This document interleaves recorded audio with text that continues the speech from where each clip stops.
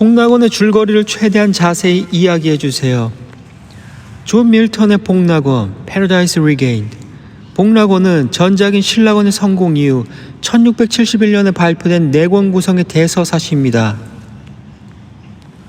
신락원이 사탄의 거대한 반역과 아담 이브의 타락으로 인한 낙원의 상실을 장엄하게 그렸다면, 복락원은 두 번째 아담으로 오신 예수 그리스도께서 사탄의 교활한 유혹을 완벽하게 이겨냄으로써 인류가 잃어버린 낙원을 영적으로 어떻게 다시 찾아오는가 복원에 초점을 맞추고 있습니다. 복음서, 소가로 특히 누가복음, 복음서의 광야 시험 이야기를 바탕으로 한 전체 줄거리를 상세히 정리해드립니다. 제1권 광야로의 여정과 첫 번째 시험, 소가로 식욕과 의심. 세례와 사탄의 위기감. 이야기는 요단강에서 예수님께서 세례 요한에게 세례를 받으시는 장면으로 시작됩니다. 이때 하늘이 열리고 이는 내 사랑하는 아들이요 라는 하나님께서의 선포가 울려 퍼집니다. 공중을 떠돌며 이 광경을 목격한 사탄은 큰 위기감을 느끼고 타락 천사들을 소집해 아담을 타락시켰던 것처럼 이 하나님의 아들도 타락시키겠노라 선언합니다. 광야로의 인도. 성령님에 이끌려 아무도 없는 거칠고 험한 광야로 들어가신 예수님께서는 40일 동안 금식하시며 자기 자신의 사명과 인류 구원의 길을 깊이 묵상하십니다. 첫 번째 유혹, 소가로, 돌을 빵으로. 40일이 지나 몸이 극도로 줄이셨을 때 사탄은 고단한 늙은 운둔자의 모습으로 위장하여 예수님께 접근합니다. 사탄은 당신이 정말 하나님의 아들이라면 이 굶주린 광야에서 이 돌들을 빵으로 만들어 당신의 능력도 증명하고 배고픔도 해결하라 라고 유혹합니다. 예수님의 응답. 예수님께서는 사탄의 속임을 즉시 꿰뚫어 보시고 사람이 빵으로만 살 것이 아니요 하나님의 입으로부터 나오는 모든 말씀으로 살 것이라 라는 성경 말씀으로 유혹을 단호히 물리치십니다. 사탄은 첫 실패에 당황하며 어둠 속으로 사라집니다. 제2권 권력과 재물의 유혹, 소가로, 물질과 풍요. 지옥의 대책회의. 사탄은 다시 지옥의 무리에게 돌아가 대책을 논의합니다. 정욕의 천사인 벨리알은 여인의 아름다움으로 유혹하자고 제안하지만, 사탄은 이 하나님의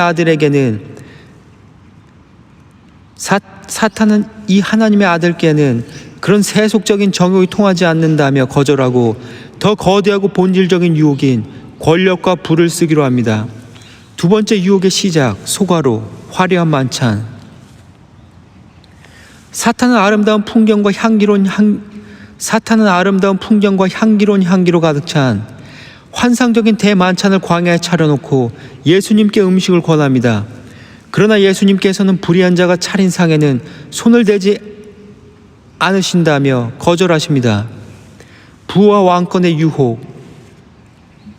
사탄은 태도를 바꾸어 예수께서 장차 세상을 구원하시고 다윗의 왕위를 이어받으시려면 현실적인 재물과 권력이 필수적이라고 주장합니다. 돈이 있어야 군대를 모으고 로마의 압제에서 유대를 해방시킬 수 있지 않겠냐며 물질적 풍요를 제안합니다. 예수님의 응답. 예수님께서는 진정한 왕이란 물질을 소유한 자가 아니라 자기 자신의 마음과 정욕을 다스릴 줄 아는 자라고 답하십니다. 또한 하나님께서의 때와 방법은 인간의 부귀영화에 의존하지 않는다고 선언하시며 사탄을 부끄럽게 만듭니다. 제3권 영광과 군사력의 유혹, 소가로, 명예와 세상의 힘. 세상의 영광과 명성. 사탄은 재물마저 거절당하자 이번에는 인간이 가장 갈망하는 명예와 영광을 자극합니다. 열방의 이름을 떨치고 영웅이 되어 세상을 지배하는 것이 하나님의 아들이 가야 할 길이 아니냐고 충동질합니다. 예수님께서는 이에 대해 세상의 명성은 헛되고 허무한 것이며 오직 하나님께 돌리는 영광만이 진짜 영광이라고 물리치십니다. 현실적인 군사력의 과시. 사탄은 예수님을 높은 산으로 데려가 당시 동방의 패권국이었던 파르티아 제국의 거대한 군대와 무기, 기마병들이 행진하는 장엄한 모습을 보여줍니다. 사탄은 이 군사력을 손에 쥐어야만 로마를 멸망시키고 이스라엘 왕이 될 수 있다 라며 억압받는 동족을 구하기 위해서라도 힘을 차지하라고 유혹합니다. 예수님의 응답. 예수님께서는 인간의 폭력과 군사력으로 세워지는 나라는 결국 무너지게 마련이며 하나님께서의 나라는 인간의 수단이 아닌 오직 하나님께서의 때에 가장 공의로운 방식으로 임할 것이라며 사탄의 조급함과 군사적 야욕을 꾸짖으십니다. 제4권 지식의 유혹과 성전 꼭대기의 최종 승리. 로마의 번영과 아테네의 지혜. 사탄은 예수님을 계속 산 꼭대기에 둔 채 이번에는 대제국 로마의 사치스럽고 웅장한 도심을 보여주며 세상 모든 나라의 통치권을 주겠노라 제안합니다. 소가로 단 자신에게 절을 할 것을 조건으로 걸지만 예수님께서는 단칼에 거절하십니다. 뒤이어 사탄은 학문과 철학의 중심지인 그리스 아테네를 보여주며 세상을 다스리려면 플라톤과 아리스토텔레스 같은 인간의 위대한 지식과 지혜를 배워야 한다고 유혹합니다. 신적 지혜의 선언. 예수님께서는 인간의 철학과 학문은 하나님을 떠나서는 허무한 빈 껍데기에 불과하며 선지자들의 글과 성경 말씀 속에 이미 인간의 이성을 아득히 초월하는 완전한 진리가 들어있다고 답하십니다. 광야의 폭풍 후 모든 유혹이 실패하자 분노한 사탄은 밤새도록 광야의 무시무시한 폭풍으로 몰고 오고 악령들의 환상을 동원해 예수님을 공포로 몰아넣으려 합니다. 그러나 예수님께서는 아무런 동요 없이 고요하고 평안하게 밤을 지내십니다. 최종 시험, 소가로, 성전 꼭대기. 아침이 되자 사탄은 마지막 수단으로 예수님을 예루살렘 성전 가장 높은 꼭대기, 소가로, 피너클, 예루살렘 성전 가장 높은 꼭대기로 데려갑니다. 그리고 발 디딜 틈도 없는 그 좁은 곳에 예수님을 세워두고 말합니다.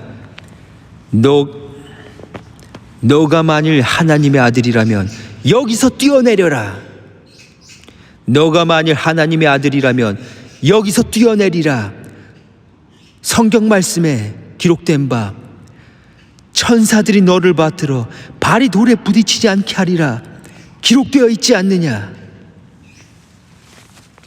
이는 예수님의 신성을 시험함과 동시에 교만을 부추기는 마지막 덫이었습니다. 사탄의 추락과 복락원의 완성. 예수님께서는 조용히 성경 말씀 구절을 인용하며 대답하십니다. 주 너의 하나님을 시험하지 말라 하였느니라. 주님 너의 하나님을 시험하지 말라 하였느니라. 이 말씀이 떨어지는 순간 예수님을 시험하는 사탄은 도리어 스스로의 공포와 패배감에 휩싸여 비명을 지르며 성전 꼭대기 아래 심연으로 추락합니다. 이후 천사들의 무리가 내려와 승리하신 예수님을 호위하고 하늘의 양식으로 그분을 대접하며 사탄을 이기고 낙원을 복원하신 하나님의 아들을 찬양합니다. 예수님께서는 이 위대한 영적 승리를 거두신 후 아무런 요란함 없이 조용히 지상에서의 구원 사역을 시작하기 위해 동정녀 마리아가 있는 집으로 걸어 돌아가며 시가 마무리됩니다. 신라권이 외부적인 거대한 전쟁과 눈에 보이는 에덴 동산의 상실을 다루었다면 복락원은 인간의 내면에서 일어난 유혹을 말씀과 순종으로 이겨내는 영적 내면의 승리가 곧 진정한 낙원의 회복임을 보여주는 깊이 있는 서사입니다.